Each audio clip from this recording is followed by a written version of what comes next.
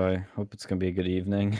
Uh, Yeah, we were on stream a while ago watching all this, you know, unfold, and it still is unfolding. But yep, yep. I'm a little, I have to say, but I'm a little miffed because, I went on Facebook, and this is my personal Facebook, and, you know, I've been saying for the past couple days that I've been skeptical of 2021, right? Usually it's a new year and I'm fairly optimistic, and people are always like really optimistic of, the new year because it's a new calendar year, and for some reason that means like there's a great reset and whatnot, right? Well, I've been saying that, due to the events of the past year, the calendar change is just arbitrary, right? In a sense, like, we're still dealing with COVID, we're still dealing with the election stuff, especially, now, as it were. So, I've been kind of skeptical. And so I I just posted that today, I think validates that said skepticism, maybe.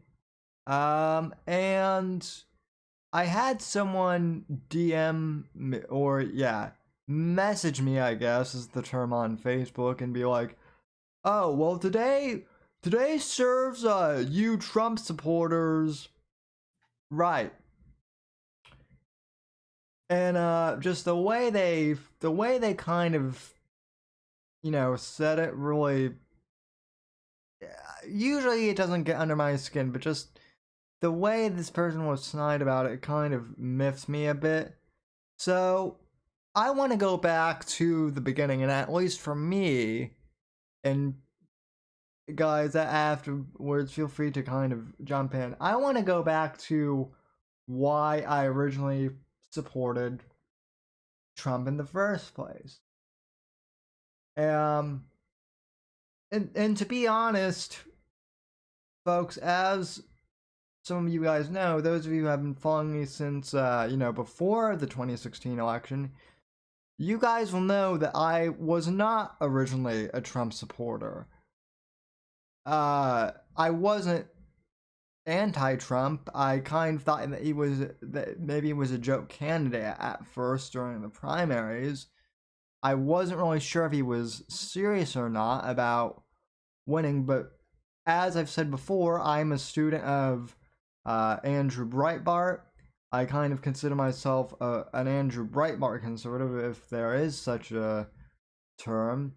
And in Breitbart's final CPAC speech, he said that he would support whoever the candidate is against the left because, being conservative is just better than the left is all around. Whether that, so even if Bush had been the nominee, I would have gladly voted for Jeb Bush. I would have, grinned and, maybe I would have, kind of gagged and kind of on my nose, but I would have done it. So, I wasn't the biggest Trump guy at first, but I wasn't counting him out either. I gave him a fair shake. And what began to happen is, as Trump, became more and more, you know, successful in the race, I ended up, following him more and more. And I was like, well, there's something to this guy, actually. And what ended up happening ultimately is these never Trumpers came along, Ben Shapiro, namely among them, kind of ironic considering that he was supposedly Breitbart's protege. Very disappointing moment for me, by the way, because I was a fan of Ben. I was. I had him on the show, as I am known for. He was the biggest never Trumper, which to me was a big slap in the face to everything that, Andrew, uh, you know, said. And look, I'm not saying that Andrew Breitbart would have been a Trump supporter either, but I don't think Breitbart would have been never Trump either.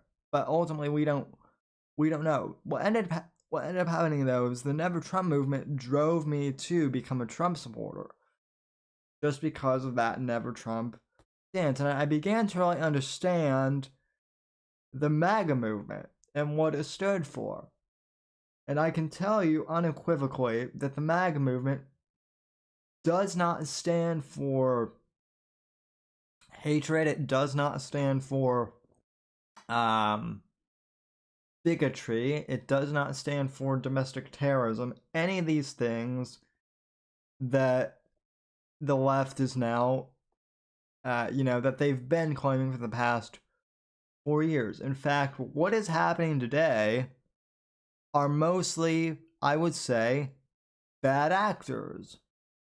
Yeah, there may be a few, disgruntled, mentally ill Trump supporters, but they're in the vast minority.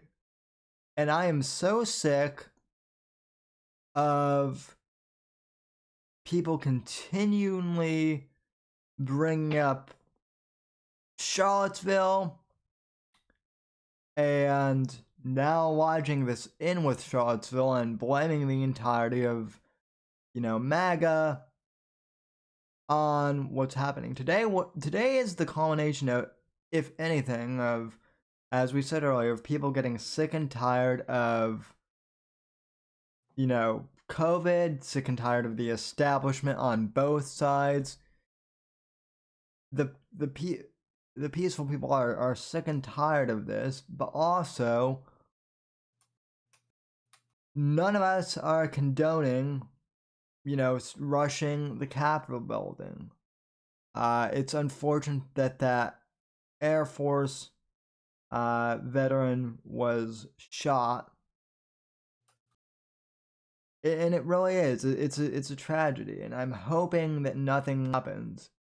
But I am, folks, to be quite honest, I am pissed off that people are still missing the point of MAGA, even when I've explained it to them in detail what it's about.